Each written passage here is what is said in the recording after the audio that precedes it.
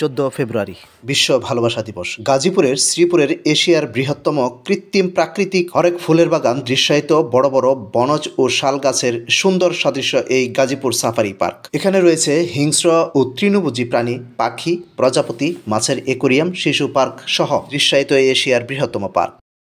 সকাল শুরু। দেশের দূরদূরান্ত থেকে পার্কে ঘুরতে আসা সাধারণ দর্শনার্থী ও বিভিন্ন প্রতিষ্ঠান হতে আসা পিকনিকে হাজার হাজার মানুষের ছিল উপচে পড়া ভিড়। পার্কের সামনে দাঁড় করানো শত শত গাড়ি প্রমাণ করে ভালোবাসা দিবসে এই পার্কটির কত গুরুত্ব।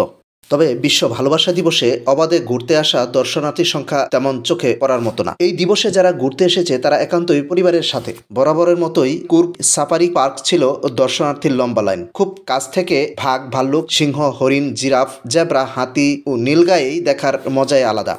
আপনার সাথে যদি কথা বলি, আপনি সাফারি পার্কে ঘুরতে এসেছেন?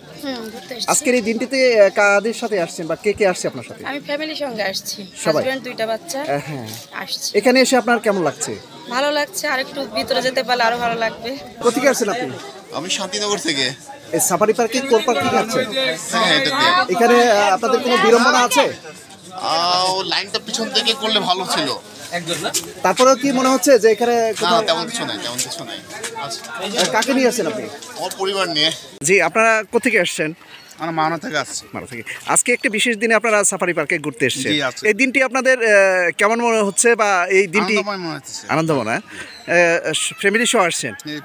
শীতের শেষ, ফাল্গুনের আমেজে প্রতিটি দর্শনার্থীর মনে ছিল আনন্দ।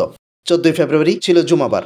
এরই মধ্যে পবিত্র শুক্রবার ও লাইলাতুল কদরের রাত্রির অপেক্ষা পার্কের বাহিরে জুম্মা নামাজে মুসল্লিদের ছিল উপচে পড়া ভিড়। বিশ্ব ভালোবাসা দিবসে সরকারের পূর্ব ঘোষিত সতর্কতা প্রমাণ করে দেশ শুদ্ধ দিকে এগিয়ে যাচ্ছে। রুহুল আমিন সুজন, প্রতিদিনের কাগজ, গাজীপুর।